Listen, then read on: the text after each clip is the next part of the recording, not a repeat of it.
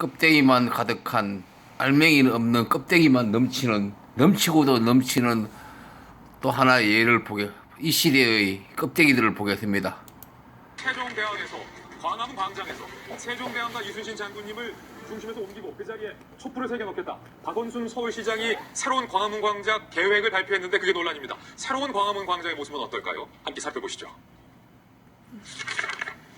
제가 방금 광화문 광장을 광화문 세종광장이라고 잘못 말할 정도로 광화문 광장의 핵심은 바로 우리 세종대왕님 그리고 이순신 장군님 동상이죠. 그런데 박원순 시장이 발표한 이 계획에 따르면 지금 보시는 것처럼 일단은 저쪽 차선 한쪽 차선 없앱니다. 광장을 넓히고 세종대왕 동상과 이순신 장군 동상을 중심에서 외곽으로 옮깁니다. 그리고 가운데에는 그 자리에는 촛불 시위를 형상화한 모양을 바닥에 새겨 넣겠다는 이 계획이 새롭게 서울시에서 조성한 공모를 통해 당선된 선택한 계획입니다.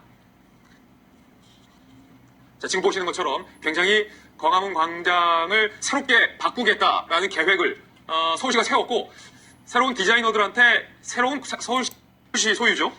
그런데 서울시장이 결정한 대로 광화문 광장을 바꿀 수가 있는 겁니까? 우리 정부와 국토부와 국민들의 의견과 이런 여론 수렴을 다 해야 되는 거 아닌가요? 지금 광화문 광장에 대한 얘기만 발표한 것이 아니라 안에 지하에 대한 지하 공간에 대한 설계 그리고 GTX에서의 광화문역까지 여러 가지를 동시에 발표하게 됩니다. 여기에 대해서 당연히 국토교통부와 협의를 최종적으로 여론 수렴을 다 해야 되는 거 아닌가요? 지금 광화문 자, 뭐 더 들어볼 것도 없습니다.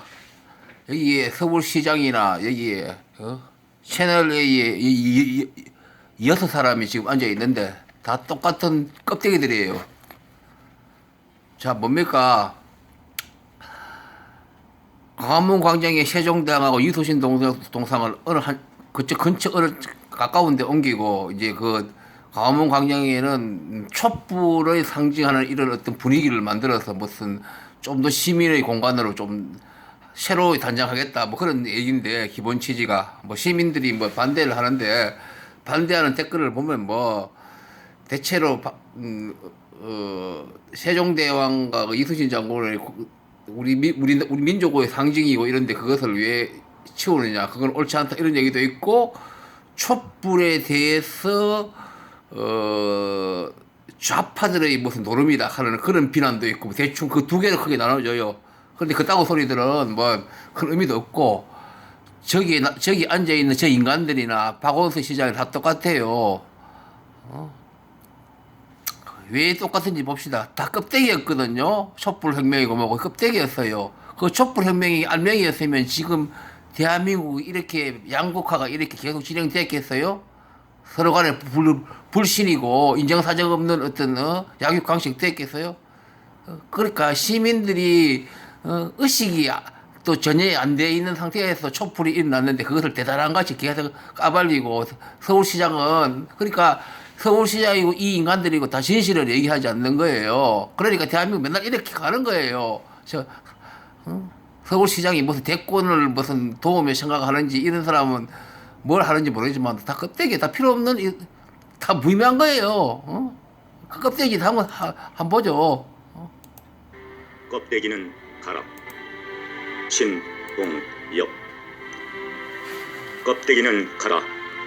4월도 알맹이만 남고 껍데기는 가라. 껍데기는 가라. 동학년 곰나루의 그 아우성만 살고 껍데기는 가라. 그리하여 다시 껍데기는 가라. 이곳에선 두 가슴과 그곳까지 내놓은 아사랄 아사녀가 중립의 초회청 앞에 서서 부끄럼 빛내며 맞절할지니 껍데기는 가라.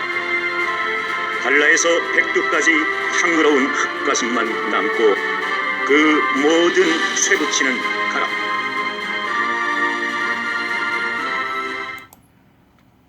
자,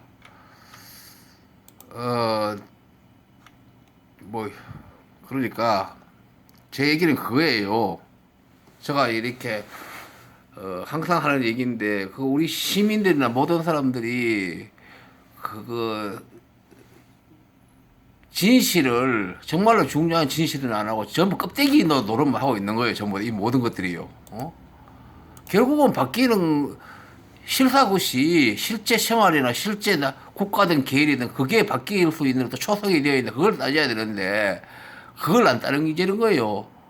그러니까 시민의식이 물론 국가 시스템이 또 이렇게 개혁이 되고 이러는데 그것도 전혀 안 되고 있고 그 이전에 시민의식이 전혀 안 되어 있는데 그 촛불을 그것을 어떤 대단한 어떤 시민의식이 어떤 시대적 어떤 분출로 일어나서 어떤 세계사진 어떤 그런 어떤 거대한 어떤 그런 역사의 한 페이지를 상실했다는 그런 것을 배경을 깔고 지금 뭘 하겠다는 뜻이잖아요. 바꾼다는 얘기는. 근데 전부 거짓말이죠. 시민의식이 전혀 안 되어 있었거든요. 제가 몇 번 얘기했지만도 대한민국 촛불은 미안한 얘기지만도 한국인의 님비 근성이 어떤 계기로 잠시 긍정적으로 나타난 것이었어요. 그것은 끝이었어요. 왜냐하면 촛불 이후에 바뀐 게 아무것도 없으니까 그걸 증명하는 거예요. 님비 근성의 하나였다는 거. 나라도 안 정부도 안 바뀌었고 국민도 안 바뀌었어요. 정부도 삶의 개혁을 위한 것을 하지 않았고 들어서자마자 국민들도 그거에 바뀌지 않았고요. 여전히 삶 속에는 경쟁이고 양보하지 않고 전부 그거 표피적인 이런 걸로 다 거래하고 있고 그러니까 그런 의식이 되었으면 이렇게 새 정부 들어서고 지금 20개월로 넘어섰습니까? 그럼 발전이 있었는데 전혀 발전이 없어요. 후퇴했으면 후퇴했지. 다 상업하고 이 6사람이 있는데 내가 들어보니까 한 사람도 진실을 얘기 안 해요. 그 표피적인 그 얘기만 해요. 네티즌이 하는 얘기 그거 반복하고 있는 거예요. 나는 끊임없이 내 유튜브에서 이런 얘기만 떠들고 있는 거예요. 남들이 안 하는 얘기를. 그럼 어느 한 사람이라도 시민의식이 바뀌어야 된다면 그런 유형의 얘기를 해야 돼요. 촛불이라고 하지만 그거 실제로 냉정히 까놓고 따지고 보면 가치가 없는 거였다. 일식을 그랬는 거지. 이런 진실을 한마디 얘기를 하는 거예요. 불편하지만도 누군가 그런 진실을 얘기한 다음에 그 다음에 새로운 어떤 패러다임이 바뀌고 그렇게 하는 거예요. 세상 공짜 없어요. 웃기고 자빠진 거예요. 이런 하는 짓이 전부 다 나와가지고. 그러니까 그런 생각의 어떤 사고 체계조차도 안 돼 있는 사람 같아요. 이런 사람들도. 철학이 없는 거예요. 인생에 대해서. 냉정히 이렇게 침착하게 보면 보여요. 이게 다 허구에 지나지 않는다는 것을. 빈 껍데기라는 것을. 이제 길게 하지 않겠습니다. 내가 길게 하니까 한다고 해서 누구 듣는 사람도 없고 그러니까 냉정히 이렇게 잘못된 거에 대해서 냉정하고 그렇게 비판하는 그런 것만 해야 되겠어요. 무슨 어떤 사유 체계를 가지고 이렇게 논리적으로 쭉 이렇게 이것저것 고려하고 얘기하니까 다 안 들어요.